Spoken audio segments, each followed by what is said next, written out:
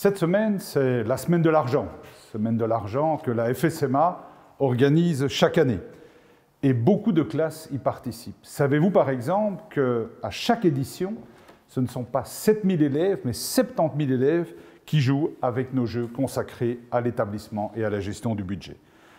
Cette année, bien sûr, et pour les raisons sanitaires que vous connaissez, nous ne pouvons pas venir chez vous dans votre classe. Mais ça ne fait rien, vous pouvez suivre aujourd'hui un cours depuis le Wikifinlab de la FSMA.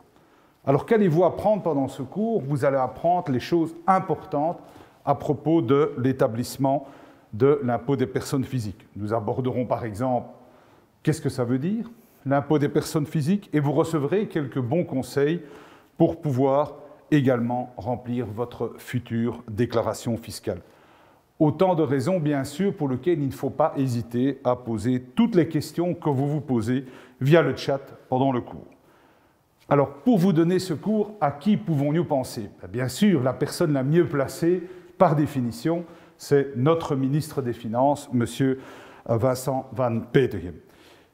Pour différentes raisons. D'abord, parce qu'en sa qualité de ministre des Finances, il est, entre autres, il a beaucoup de compétences ministérielles, mais il est, entre autres, responsable de la qualité de la perception de l'impôt des personnes physiques, mais aussi parce que, et vous allez le voir tout de suite, le constater tout de suite par lui-même, le ministre des Finances a une longue expérience dans l'enseignement, notamment l'enseignement universitaire, en ayant donné cours pendant de nombreuses années à l'EDEC, la prestigieuse business school située en France, à Lille.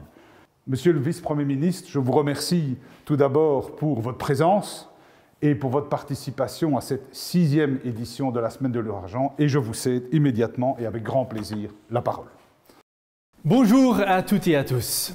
Je suis ravi de vous rencontrer aujourd'hui.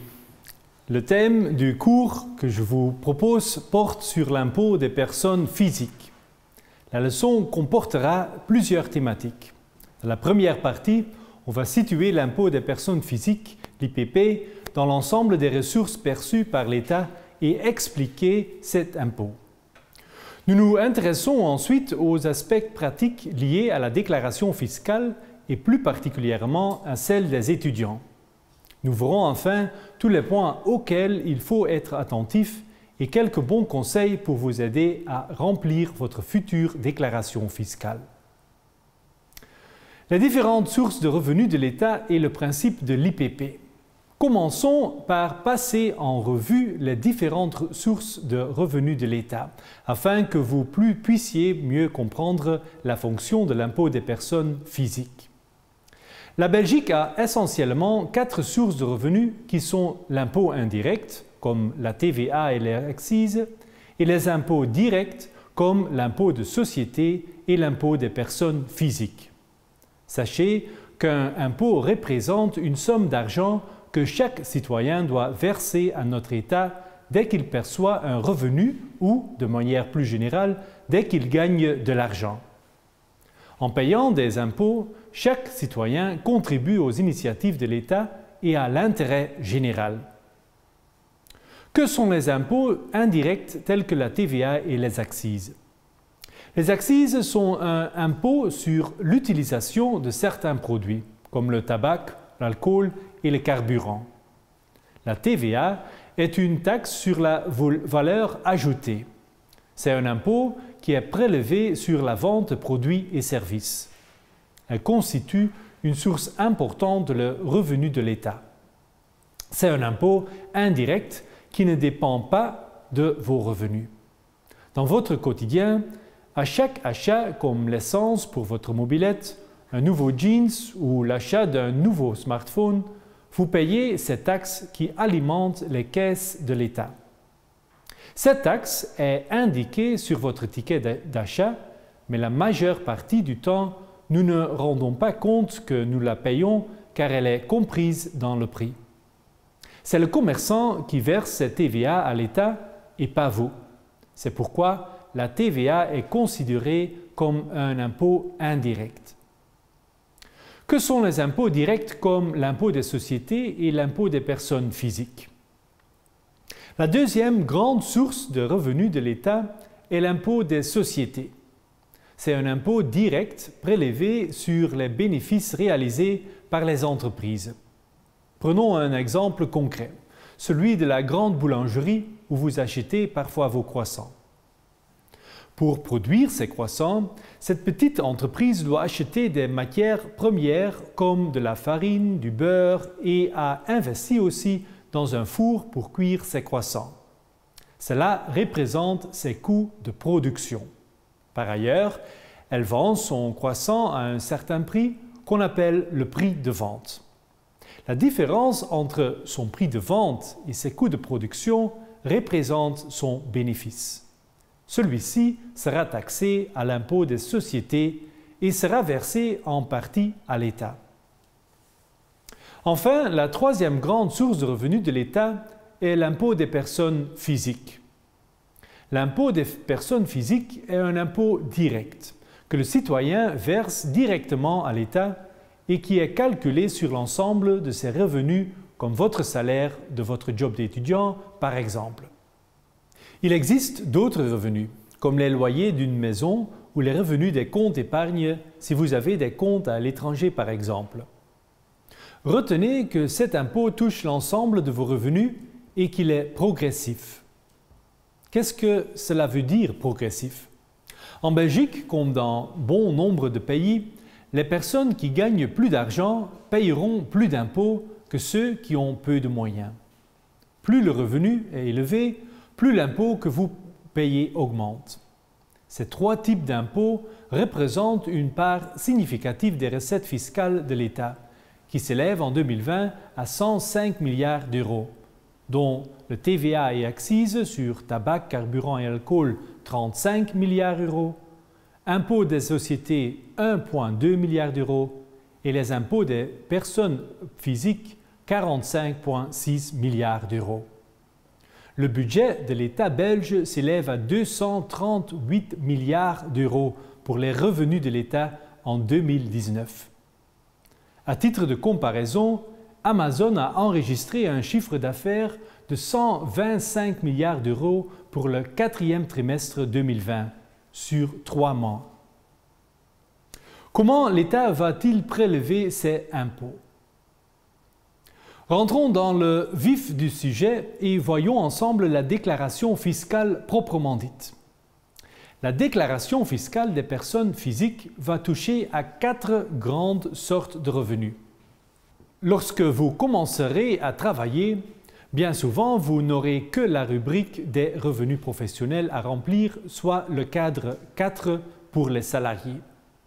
Sachez que d'autres rubriques reprennent la déclaration des revenus immobiliers, comme le revenu d'une maison que vous achèteriez pour mettre en location, par exemple, ou les revenus mobiliers tels que les intérêts et les dividendes réalisés à l'étranger et aussi les revenus divers. Passons en revue de manière plus approfondie les revenus du travail qui vous concernent déjà en tant qu'étudiant jobiste.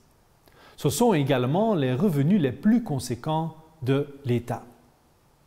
Comment sont taxés ces revenus du travail? Un impôt est prélevé tous les mois de janvier à décembre à la source du salaire via le précompte professionnel. Ce précompte professionnel représente donc un acompte, une avance en fait sur l'impôt total que vous devrez payer l'année suivante sur l'ensemble de tous vos revenus perçus cette année. Voyons concrètement ce que représente cet impôt que vous payez tous les mois sur votre salaire.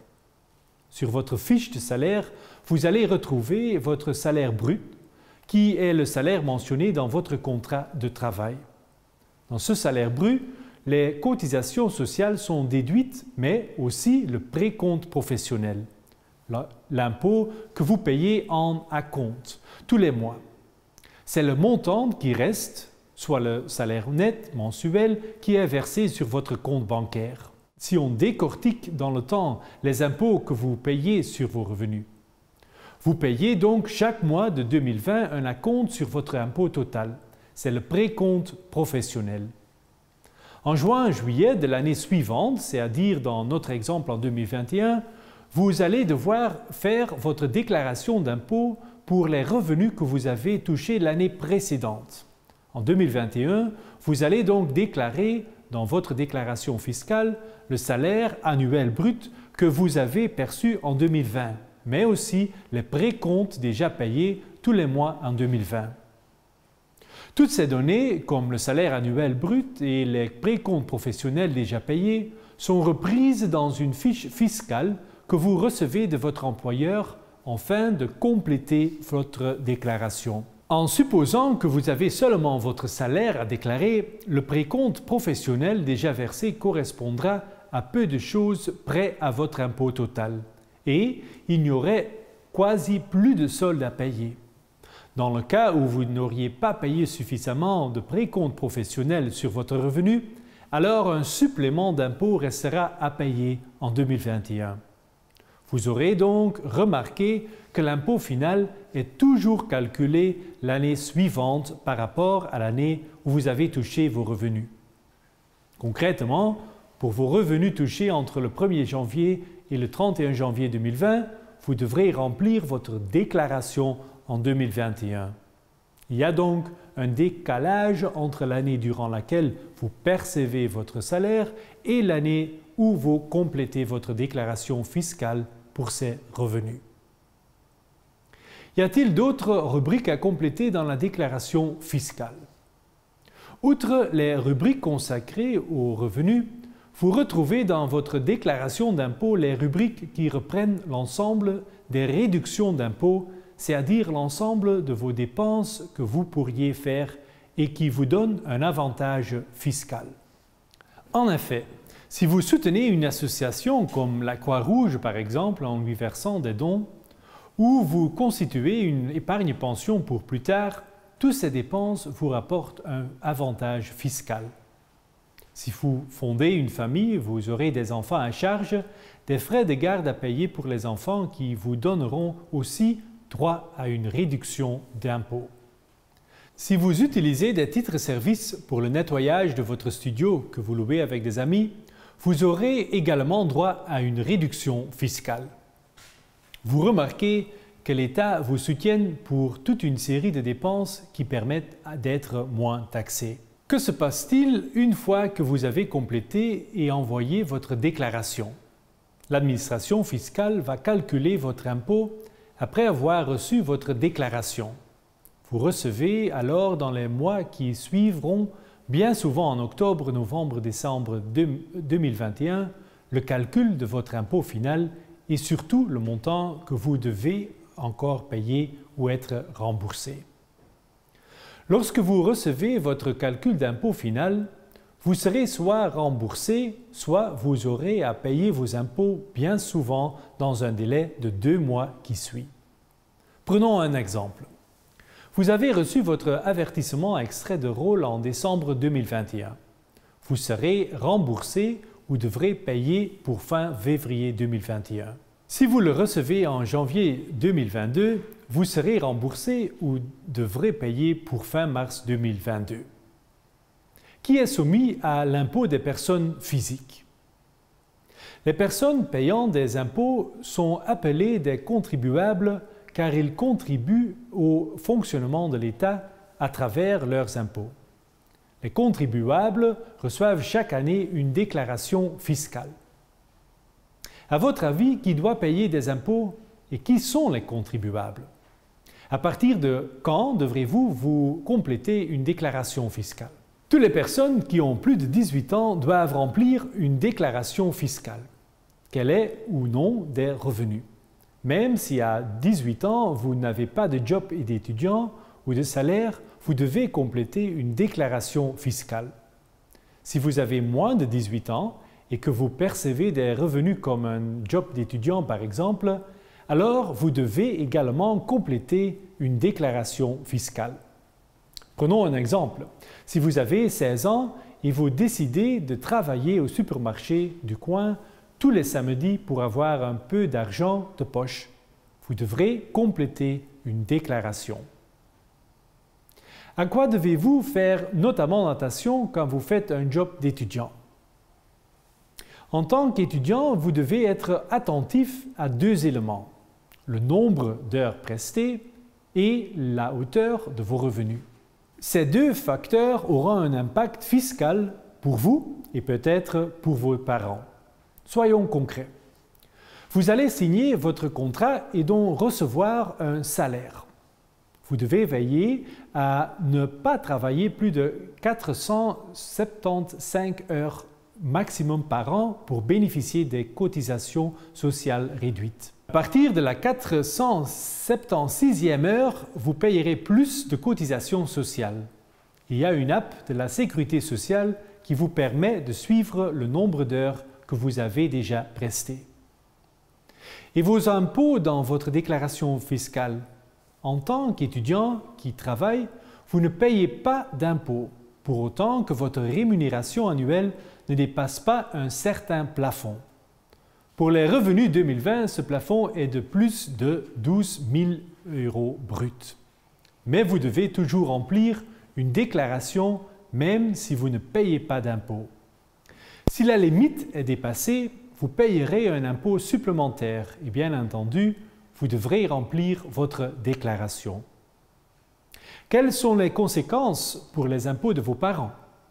Vos parents reçoivent un avantage fiscal sous forme d'une réduction d'impôt quand ils ont des enfants à leur charge.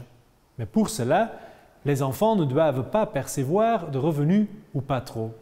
En tant qu'étudiant, vous restez à charge de vos parents si votre salaire brut ne dépasse pas 7 045 € si vos parents sont imposés ensemble, 8 920 € si vos parents sont imposés séparément et 10 570 € si vos parents sont imposés séparément et que vous avez un lourd handicap.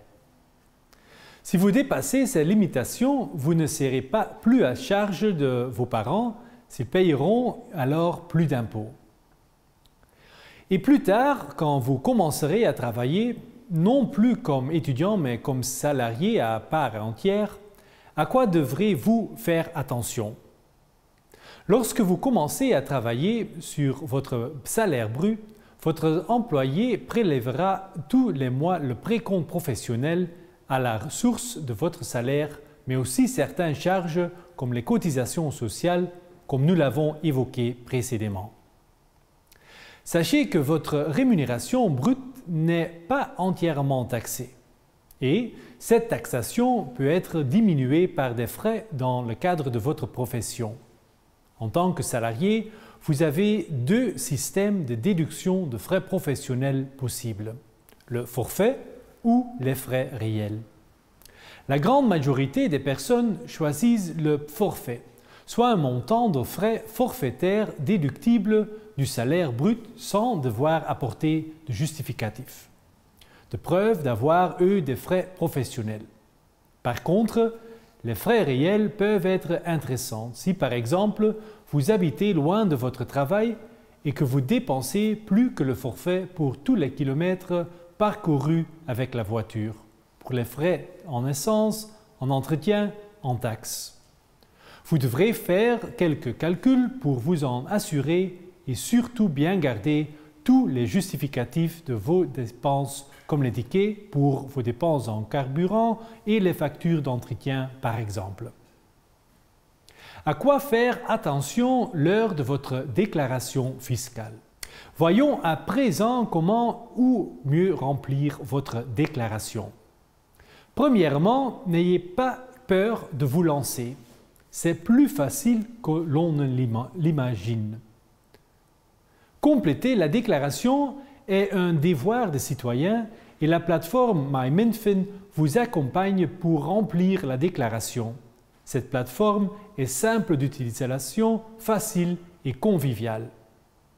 Ensuite, pensez à rassembler tous les documents nécessaires au remplissage de la déclaration avant de commencer à la compléter comme votre fiche qui reprend votre salaire annuel, les attestations de frais de garde d'enfants, les titres services utilisés, etc. Vous ne devez pas les imprimer. Vous pouvez les retrouver online sur MyMinFin. La majorité des personnes reçoivent une déclaration simplifiée, c'est-à-dire une déclaration dont les rubriques sont pré-remplies. Il est important de vérifier que toutes vos dépenses ont été prises en compte car le fisc ne sait pas toujours à l'avance combien vous avez dépensé ou versé. Il vous faudra alors seulement compléter ou corriger. Vérifiez bien vos coordonnées, surtout votre compte bancaire sur lequel vous aurez peut-être droit à un remboursement. Et lisez toujours bien attentivement l'intitulé des rubriques dans la déclaration, car parfois il est demandé de remplir simplement le montant de la dépense totale, mais parfois un petit calcul doit être fait sur base des factures avant de remplir le montant adéquat. Attention de ne pas postponer votre déclaration. Les délais pour rentrer votre déclaration sont à respecter. En effet, remplir votre déclaration peut se faire à partir de mai avec une date d'échéance en juillet 2021 pour Taxon Web. Soit vous remplissez vous-même votre déclaration avec vos revenus de 2020, soit elle est déjà pré-remplie et vous avez alors à la vérifier et compléter éventuellement.